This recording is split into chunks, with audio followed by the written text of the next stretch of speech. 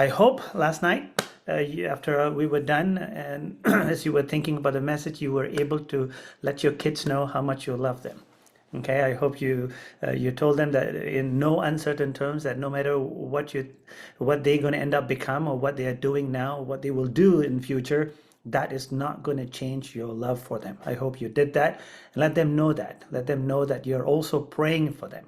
That's one thing that I did not get to mention is that make sure you tell them that you are praying for them. In fact, I would throw in saying sometimes purposefully pray in such a way that your kids will actually see you praying. Because what they see is what they do. If they never see you and you're in a private chamber and hidden away somewhere and praying, but sometimes not for other people, for your family, especially your kids, when you're praying, let them know. Do you know that as long as my mom was alive, she prayed for us. I had the immovable belief and faith in my mother, no matter how far I was, halfway around the world. I knew my mother would be praying because she prayed it very vocally and visibly. And so throughout the years and decades that I was away from her, I had no doubt in my mind that she was praying at least 2 times a day, morning and evening. She would mention my name and she would pray for me. That was like a shot in my arm to propel me to whatever I need to do for that given day. So make sure you're praying visibly and audibly. Let the kid know that you are praying for them. They may not like it. Sometimes it may feel artificial, but say it nevertheless. It will not make sense then, but years from then on, they will reflect on it and they will say, I remember my mother praying for me. That's very important. Okay, today we're going to talk about another beautiful topic. Again, it's a topic that is so vast, so high, so deep, so profound. And one of my favorite topics, look like they're all my favorite topics, and I'm sure it is also your favorite topics. We will not be able to do justice, so I'm going to probably skim over things that you and I know as Seventh-day Adventists, but I would like to hint on a little bit more on things that I think it's nice to drive. So I will skim over a few things, but we'll dwell on some other things a little bit more. Let me share with you my screen here. I think this is the one. Okay, tell me if somebody tell me if you're able to see this. Can someone say that you can see the screen? Yes. Okay, great. Thanks very much. Thank you.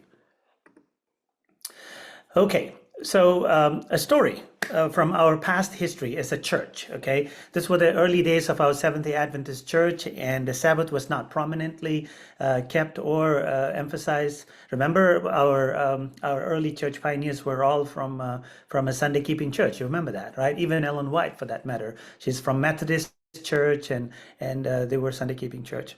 And there used to be one lady there. In fact, we credit her, of course, it's God ultimately, a lady called Rachel Oakes, a very interesting character. She was from the Seventh-day Baptist Church, by the way, and she always thought that she has to tell others about the Sabbath.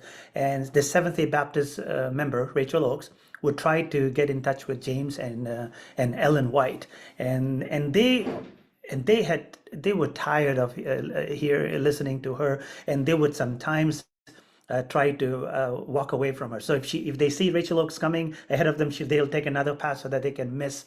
And that was our early history. There was one time that Ellen White and James White was walking on a certain bridge, and ta-da! What happened? Rachel Oakes is on the same bridge coming. You know what? She cannot. Ellen White and James White could not escape the bridge because they have to jump into the river. You know, and it's not a fun thing to do. So there again, Rachel Oakes went on to share about the Sabbath, the seventh-day Sabbath as it is in the Bible. Then on, of course, when it made sense and the scriptures, when they sat together and studied, and the scriptures taught that it is indeed the seventh day of the week that is Sabbath, and it is binding upon all humans to do that as a blessing for them. Then later on, she had a dream or a vision rather, where in that vision there was a light that was highlighted on the fourth commandment of the. God always works that way. He actually uses you and me to get to the truth. If you think Jesus will jump out of the heaven or angels will come down and talk to you, well, he may very well do. I'm not his secretary to say that he's not going to do. He may. But the scriptures, if there's any indication, he's going to talk to us with people that we know each other. We got to listen. And now we got to sit down and open the scriptures and study together and see what the scripture has to say. And later, God will impress you in a supernatural way if that is still needed. Anyway, that's beside the point here. And so here we are, such a blessed as a church. I hate to say our church is a denomination. That's at least my pet peeve. We're not a denomination. It was out of necessity that we had to actually form into an organization and title ourselves as Seventh-day Adventists. And back in 1863, many people didn't want to do it. They deliberated, they prayed about it, but it was only for the legality part of it that they actually codified and got themselves registered. But we, and at least I, would like to think the Seventh-day Adventist Church as a movement. We're not stagnant as a structure, as a denomination. We're very different from every other denomination. I want to believe that we are a movement of God's remnant people in this very last days. And so we have an important messages to do. We were not the first to start Sabbath. Sabbath was already there, especially this, as a denomination, the Seventh-day Baptists kept it. But just because you have Sabbath doesn't mean that you'll be all okay. In fact, right now, Seventh-day Baptist has almost insignificantly disappeared from the face of the earth. If there are any, very little bit. That was the denomination we're talking about. So if we think Sabbath is all, be all, end all about our church, then we will be placing the emphasis in a wrong place. However, Sabbath, as I said early in the beginning, in the first presentation, when we talk about and celebrating the creation, what we're doing is celebrating the Creator God, not necessarily creation is the emphasis, because creation can be here today and gone tomorrow, but God is here today and he is here tomorrow also, and he can always recreate. So God's the center point of celebrating the creation. Same thing, the Sabbath. Though it's the creation of the Sabbath and we celebrate the Sabbath, what we really do is celebrating the creator of the Sabbath is what we will see. One sec, let me see. There you go. And so as we talked just a little bit in the prayer earlier, as Sister Amelita said, it's a gift. Sabbath is a gift. The first duty, by the way, of human beings in the Garden of Eden is beautiful. Actually, you got to see this. The first duty of the whole creation, including Adam and Eve, is to rest in the completed work of God. Can you imagine? If you go to work, let's say Monday is your first day of the week to work, right? And then you go and show up, and then the company owner says, "Okay, now that you're all here for work, good. Today everybody can just rest and do nothing." And of course, you will laugh about it, right? I mean, you're showing up for work, and then you're supposed to rest. That's exactly what God did, and He created us, and we are now perfectly ready to do things. And God says, "Rest first." I mean, you just appeared. God says, rest first. After the sixth day, after he created man and woman and everything else, and God said it was good and very good, and he actually instituted the Sabbath prior to sin. And he says everybody gets to rest. We will talk a little bit about the rest. That's one thing that would come out prominently today. And another hint over there, the Father and the Son engaged in the mighty wonders. By the way, this is Ellen White writing about the completed work during the creation week and how complete that was. Was it not completed? This is just a small little excerpt of how beautiful the earth came from God's hand. So the Father and the Son engaged in the mighty, wondrous work they had contemplated of creating the world. The earth came from the hand of the Creator, exceedingly beautiful. Not just beautiful, exceedingly beautiful. There were mountains and hills and plains, and interspersed among them were rivers and bodies of water. The earth was not one extensive plain, but the monotony of the scenery was broken by hills and mountains, not high and ragged as they now are, but regular and beautiful in shape. The bare, high rocks were never seen upon them, but lay beneath the surface, answering as bones to the earth. And then she concludes by saying this: the waters were regularly dispersed, the hills, mountains, and very beautiful plains were adorned with plants and flowers and tall, majestic trees of every description, which were many times larger and much more beautiful than trees now are. The air was pure and healthful, and the earth seemed like a noble palace. Angels beheld and rejoiced at the wonderful and beautiful works of God. Can you imagine? Angels in heaven beheld and rejoiced, looking at how wonderful and beautiful. It was, by all count, a beautifully created, perfect, completed, finished creation of God. And God wanted us to rest. Sabbath then is a symbol of completion. We cannot and should not try to add anything to it. Now, what I'm hinting at this is this. You remember the Sadducees and Pharisees, especially the Pharisees, right? What did they do? In fact, in the last count, the Pharisees, for that one Sabbath, remember to keep the Sabbath holy, they had little over 10,000 laws of how to keep it holy. Little over 10,000 laws of how to keep it holy. And that's what I'm saying. We cannot and should not try to add anything more than what the Lord has asked us to do. A seal of God. It is also a seal of God. Seal of God, not only for the creation, but seal for the finished work. Meaning you put a seal and you cannot add any more to it. It's a seal. It's finished and is sealed and gifted to you. And it's a gift that God has given to each one of us. We can choose to receive it with gratefulness, or we can just reject it. But you cannot reduce it or add anything to it. It's completed work. It's a sign and a seal of a completed work of God is what we see. And then Sabbath is a memorial of a creation. We saw it's a sign of a completed work. It is also serves as a memorial of creation.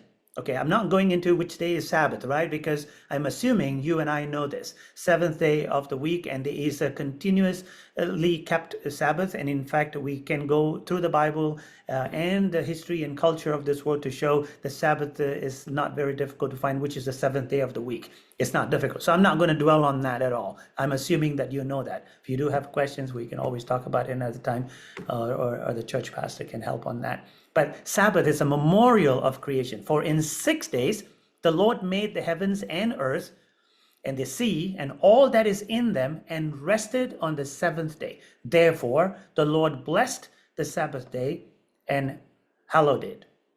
The Sabbath is also a sign of deliverance. We're going to see this from the scriptures itself, from Deuteronomy chapter 5, verse 15. It says, remember that you were slaves in Egypt, and that the Lord your God brought you out of there with a mighty hand and an outstretched arm. Therefore, the Lord your God has commanded you to observe the Sabbath day. It's a sign of deliverance of the ancient Israelite nation. They were captives, they were in bondage, they were slaves. The Lord delivered them, and as he gave them the 10 commandments, he actually, in the first block, in the first mention of the 10 commandments, and he actually gave it to them, the second giving of the 10 commandments in Deuteronomy chapter 5, he actually tells them that you remember you were slaves. So Sabbath then is a reminder that it is I who delivered you. You did not deliver yourself. You were always slave. It is I never want you to. So every time a children of Israel, even till now, when the Israelis or any law-abiding Israel actually observes the Sabbath, they are reminded that it is the Lord who actually delivered them from being a slave in Egypt. Sabbath then is also a sign of redemption. The Lord, you can read this in Exodus chapter 31, verse 13. By the way, this is a good verse to remember. If you don't remember the reference is very easy. 31:13, 3113. It's very easy, isn't it? 3311 in the middle, and you can just find that verse. It's a beautiful verse. In fact, it's a core verse for me in the whole topic of Sabbath. It's very, very core. Tell the people of Israel, be careful to keep my Sabbath, for the Sabbath is a sign of the covenant between me and you from generation to generation. It is given so you may know that I am the Lord who makes you holy. 31:13. By the way, when he says, be careful to keep my Sabbath, remember I told you cannot add anything. You cannot make Sabbath holy. The commandments that's come to us is keep the Sabbath holy, meaning the Lord has already made it holy. Keep it that way. That's what it's asking. He's not asking you to add any more holiness. By the way, if you and I thought any time that we can add holiness to the Sabbath, think again. We can't. In fact, our own holiness or righteousness is like filthy rags. How can we even add any more holiness to the Sabbath? So we have been given this gift. All we are asked to do is keep it. Keep it the way the Lord has given it to you. So the Sabbath is a sign, what? It is the Lord who makes you even holy. Not only he made the Sabbath holy, who is actually making you and I holy? It's the Lord who is actually making you and I holy. I know for some of us, it may be a usual thing for us to understand, but even for us who understand this, sometimes we can actually kind of digress from the core of this message. It is the Lord who actually makes you holy. Can we make ourselves holy then? Can we actually make ourselves holy by keeping of the 10 Commandments?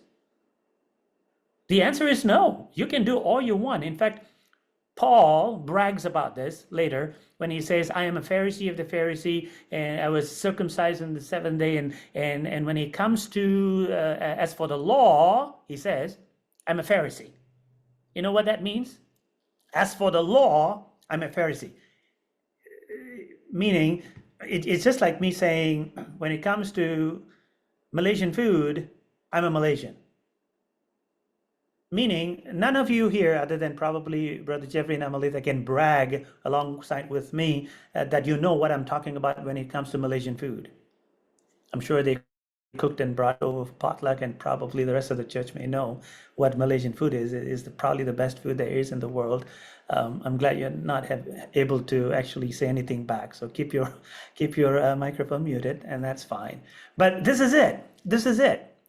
When he says, as for the law, I'm a Pharisee, he says, nobody knows and can interpret and keep the 10 Commandments as a Pharisee can. Nobody. That's in Paul's mind. He knows that. But of course, when he had come to meet Jesus on the road to Damascus, the reason he's actually bragging that is because there were people who were trying to keep so that they can keep it so well and gain salvation from it. And he says, you guys are dummies.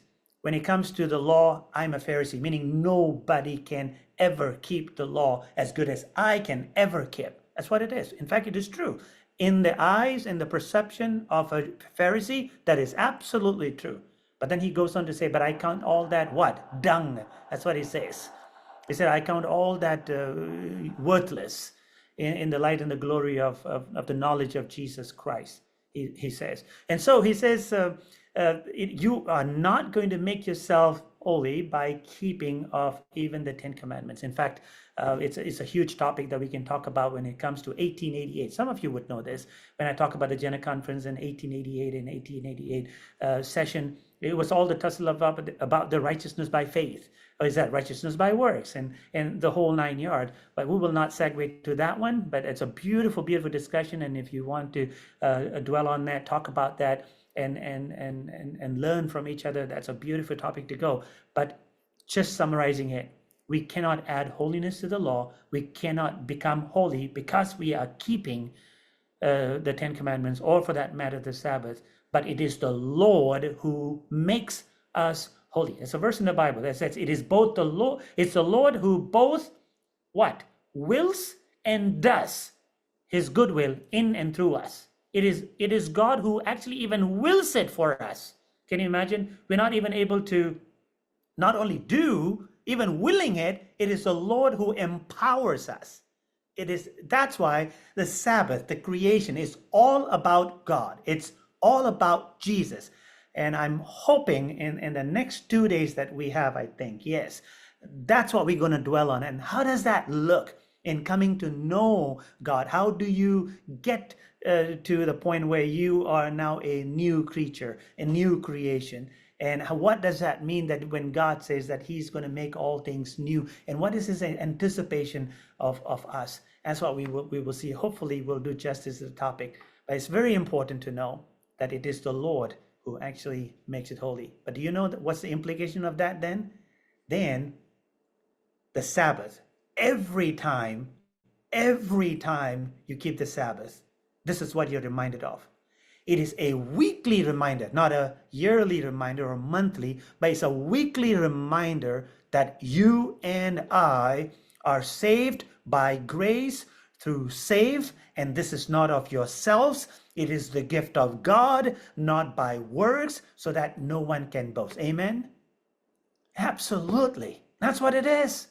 A weekly reminder that we are dependent on the Lord. And that's why it makes sense that we are supposed to connect with God not only on a weekly basis, but on a daily basis and on a moment by moment basis, because without Him, we will cease to exist.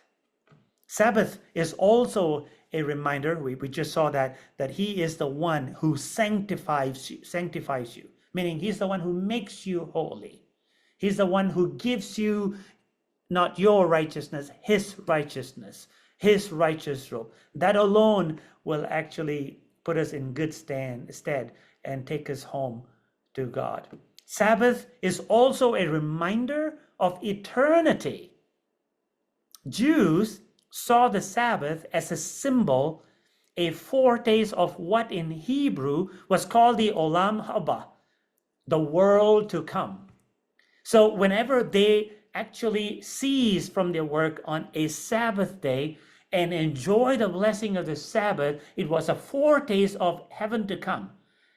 What am I saying here is, if we cannot enjoy, be blessed, and be happy on a Sabbath, along with this idea of Olam Haba, you and I will not be happy in heaven.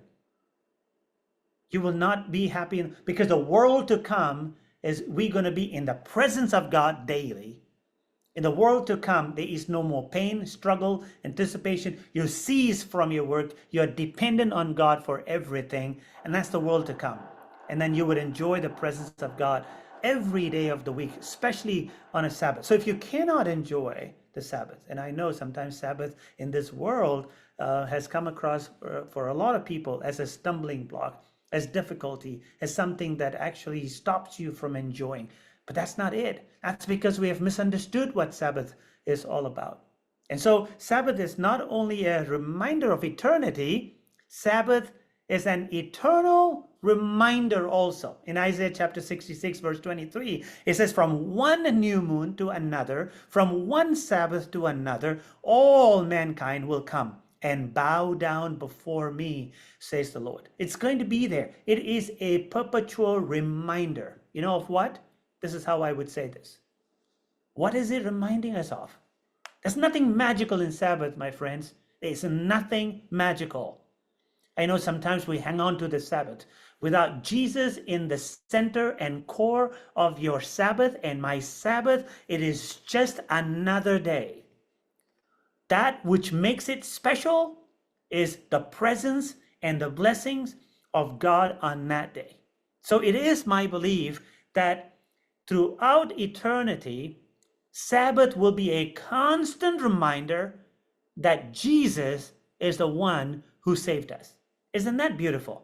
That every week we come before Him and we are reminded. We will never forget. Let me tell you that. When we are in heaven, we will know every single moment why we have been saved. Why we have been saved. But then, if we happen to forget, there's a weekly reminder throughout the ceaseless ages of eternity, that Sabbath reminds us that Jesus has saved us, and He's the one who has saved us. And it is very, very important.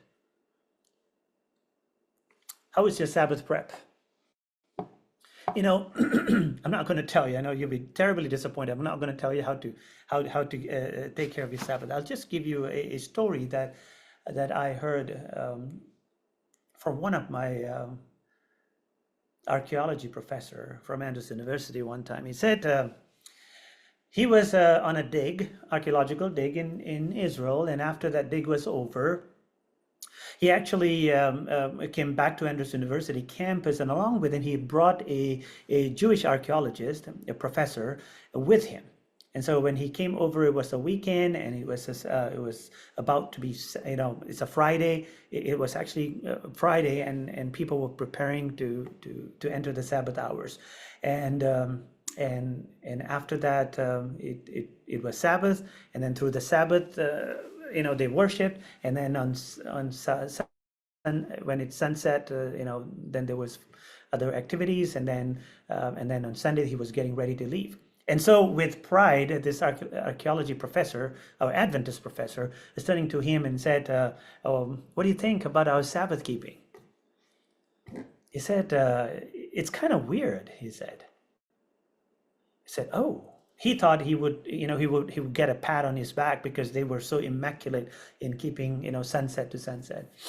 And that's when this Jewish archaeologist said, when I saw those flurry of activities scurrying around up and down, and there was so much of stress and everything leading to the very minute of sunset, and when sun was set, everything came to a grinding halt, and you can see a clear cut difference. And then everybody was very quiet, and throughout the Sabbath, and then towards the later minutes of the sunset, going towards another sunset on Saturday evening, you can see some agitation in people. They were just like looking at their clock and looking at the watches and looking at everything, and they're just waiting and waiting and waiting, and ta-da, when it hit whatever time it should hit for sunset, and there was flurry of activities, and they went about their life as normal. I said, is there something wrong? I said, I don't know if something wrong or not, but let me tell you how we celebrate Sabbath. There you go. That's a hint right there. They don't keep Sabbath. They celebrate Sabbath. He said, hours leading to it. We are ready to welcome the Sabbath as we would welcome a queen hours before. We know a queen is coming and descending and going to be with us. And so hours long before the Sabbath hours come, we are longingly waiting for the Sabbath as we wait for a queen to appear. And then when the Sabbath is about to ebb and go away, we just try to take an extra minute, an extra hour if we can, hang on to the presence of the Sabbath as we would hang on to the presence of a queen. And then we say with a longing heart, goodbye to Sabbath, and just say, come back soon, early next week. How's your Sabbath? I had one time a guy who was not a Seventh-day Adventist, and it was kind of a burden because Sabbath was for him like nobody's doing anything fun. But then he became a part of our Bible study group. This was in Penang, where I was a pastor in Malaysia. And soon he joined this group of people. We had so much of fun on that Sabbath afternoon, not only in the church. We come together, we actually eat together, there's food, and then we play music, and then we study the Bible, we learn from one another, and then we were by the beach, we were able to walk along and just enjoy life. This guy who was actually not a Christian for that matter, for him, he was able to hang on to this group, and one time he came over to me and said, Pastor, is it possible to extend the Sabbath hours? Like, can we extend a few more hours? Because I don't want it to end. He was the only one who said it that way. Everybody else, even among Adventists, no extending the Sabbath. The reason was the joy that he experienced was associated with the Sabbath hours. And if Sabbath comes to an end, that means his joy ends and he has to wait for another week. Is your Sabbath in your families a special? How can you go about making it special? I am not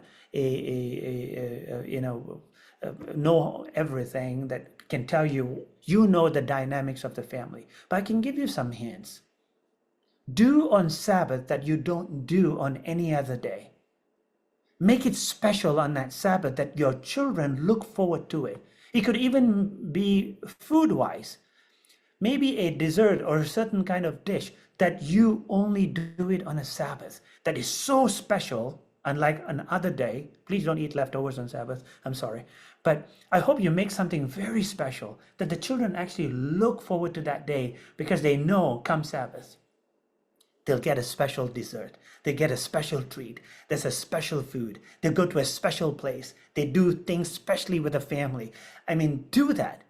Don't curtail them. It was never God's intention to curtail people's happiness. And there was a time when Jesus went about he was so busy on Sabbath. He was so busy. Let me tell you this. The busiest and most tiring day for me, in fact, As pastors, and you can ask your own pastor, it's the Sabbath day. It's the busiest day of work for me as a pastor. And it's also very tiring. But I have enough energy, more energy than any other day to go through it and some. And that's the blessing of a Sabbath. When I say tired, it's not tired that I'm wiped out or anything. There's a lot of work to do, a lot of things to do. But it is a very special day. You know, Sabbath is, I'll tell you this last story, an anecdote that I came up with. How should a Sabbath should be viewed? God sets aside this time so that he can be with you. He stops all his activity and he promises his undivided attention to be with you. He comes down and he says, I'm going to be with you. And then when he comes down, where are you at? How are you at? You know, there was a couple that actually the wife came to my office one day and they said, Pastor, I want a divorce. And I said, what? Do you want a divorce? By the way, I am not I'm not empowered to give a divorce to anybody. And she was crying and crying. Anyway, long story short, I said, calm down. What is happening?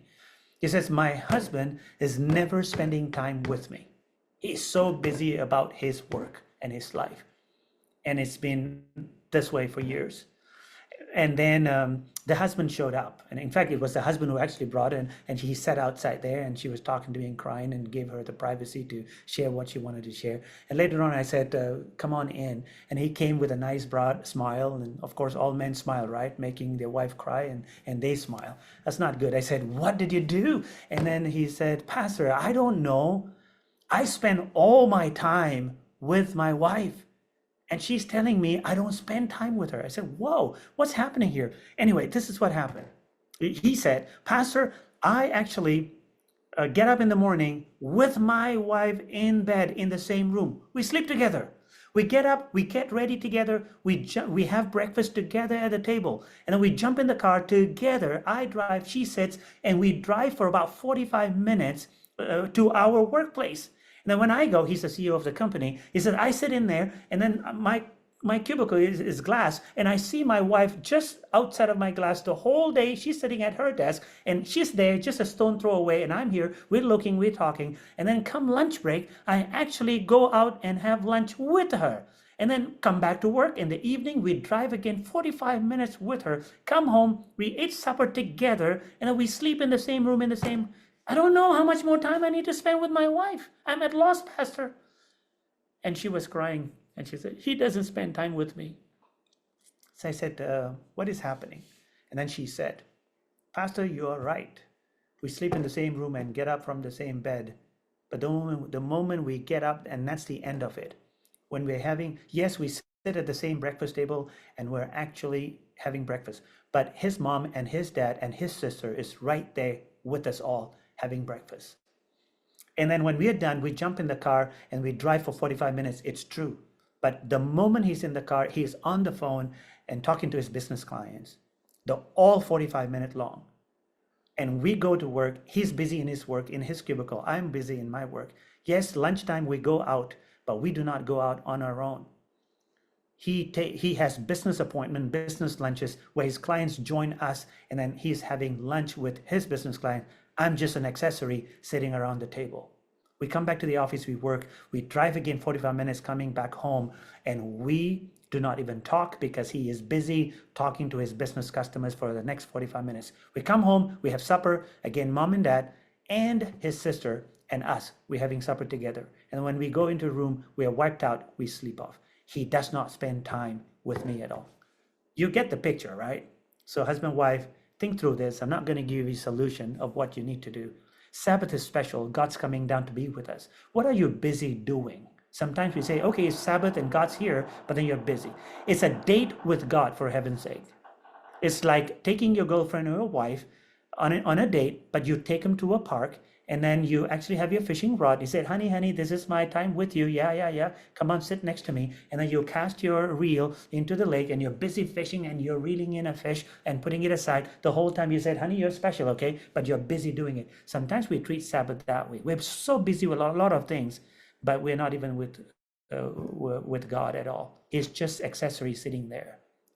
You know, even as pastors and workers in the church, Sometimes we are busy about the work of the Lord, but we are not busy with the Lord.